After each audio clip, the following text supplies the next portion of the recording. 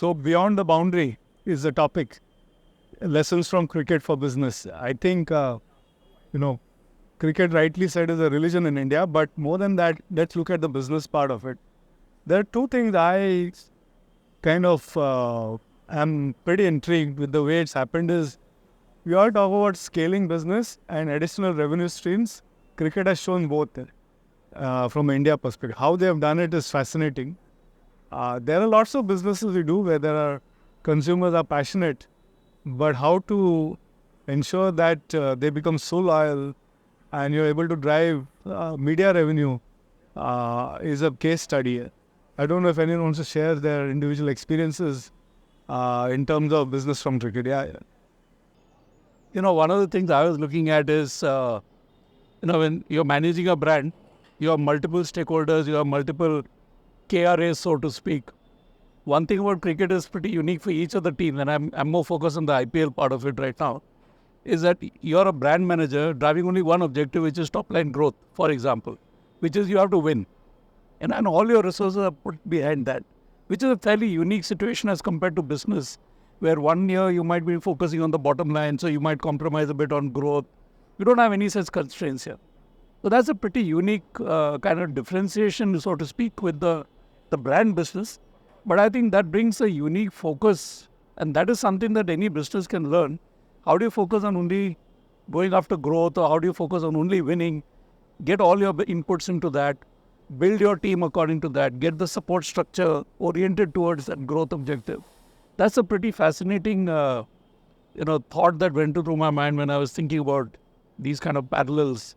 And IPL also brings in the fact that nothing is permanent, right? Because the performance would vary, the factors vary match after match, year after year. Actually, to see the teams, and that's what business is all about, right? I think that's what we need to accept, that nothing in business is permanent, right? Whether it's it's your brand standing or your human resource, your competitive advantage, none of that is permanent. So you have to keep reinventing yourself, keep making sure, keep benchmarking like they do in cricket, benchmarking with the other team members, the other teams. So, I think all of that is so relevant. Also, I think one more factor about, since you mentioned about the IPL is the fact that each team has its own strengths, right? These are all kind of region-specific teams with a region-specific fan following. And what you see as a manufacturer is that while you're competing at a national level, but it's actually the regional competition which becomes very tough because they have so much of a strong allegiance there. To break that allegiance, you need to do something very different to break into those regional brands. So I think these are some of the things that IPL evokes.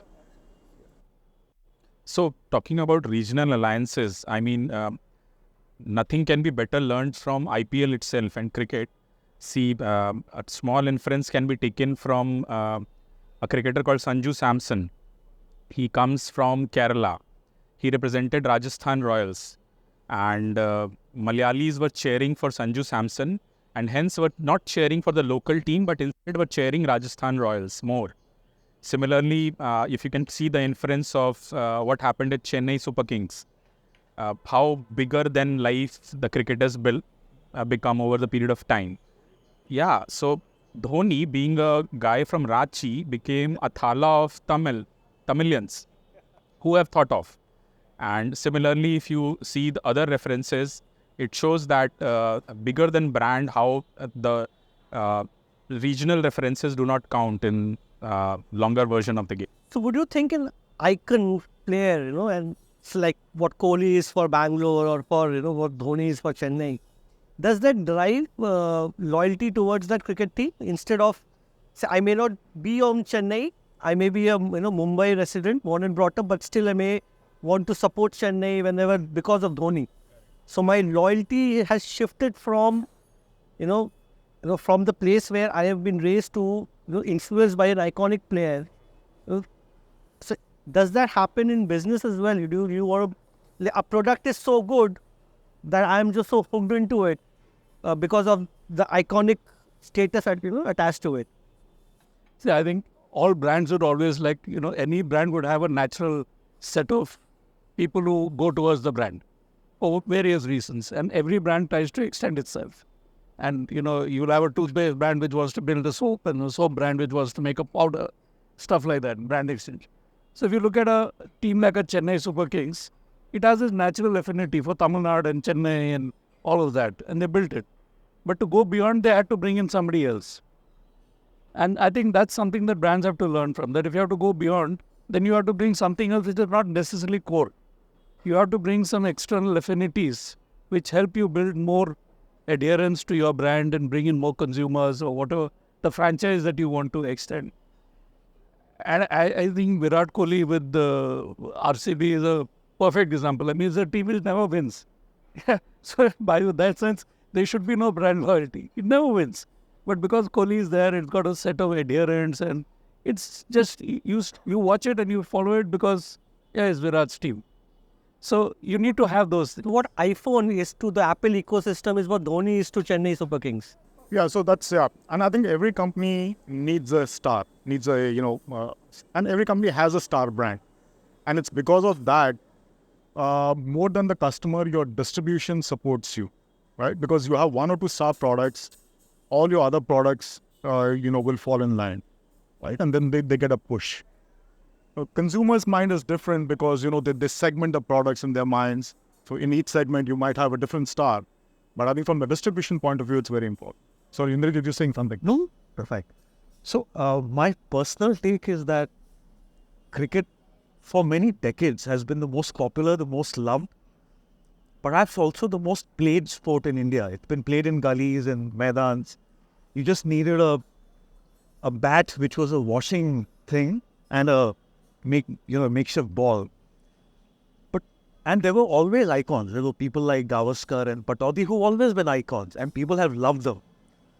But what has happened in the last 20 years, if you look at it from a business perspective, is that potential, the inertia of that potential has been converted into a very large business.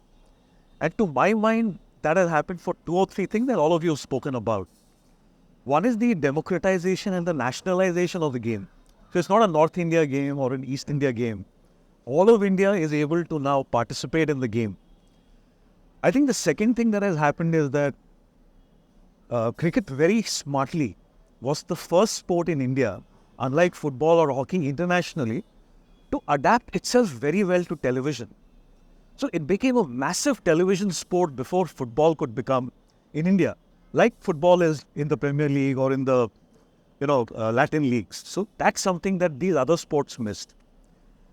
The third thing, which I think one should give credit to the IPL, the people who started the IPL, is what you all spoke about, that it has created many, many regional heroes. So people like Dhoni, people from smaller districts, from smaller towns, they were able to come out and they were able to participate in cricket. And you don't really need to be an expert at playing cricket to be an expert in cricket. So every Indian can sort of participate and can engage with the game. So to my mind, what was very organic earlier, somebody said, hey, this can be a fabulous large business which you can channel through multiple new technologies. So now, to me, the latest example is what Reliance did with OTT. They've taken cricket from television to small screens. And the viewership, I think, has grown exponentially, right? That's again very smart from a business perspective. And I see a lot of that happening in cricket, but not in other sports. So to me, these are some of the lessons that I take away from what you all have also spoken about in terms of how cricket has, I think one taking off away, the whole creating different formats of the game has really driven the popularity. I mean, I don't think if cricket had remained only a 5-day test, that would have achieved the kind of popularity that it has today. So for any brand, you'll have to have different formats as well. Extensions, you'll have different format. Even the same brand, from a sachet to a 5-liter jar or whatever. That's how you consume. So that's how the brand cricket has grown, because you made it so accessible for the common man.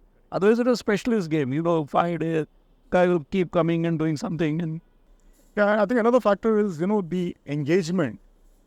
It's become an entertainment more than just a game. It's become a, few hours, it's like an entertainment for everyone who's on ground and off ground, right? So, you have these cheer girls, everything else happening on the ground, which is actually from business point of view also is very, very important because, especially businesses that I come from, of course, the ultimate consumer sometimes may not be a part of the decision making. There's an influencer in between. Could be an electrician, could be a contractor, could be an architect, interior designer.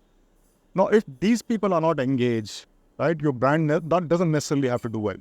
And today, for me to connect or keep the consumer engaged is a very expensive proposition, right? I don't have that kind of a money which perhaps a FMCG brand would have.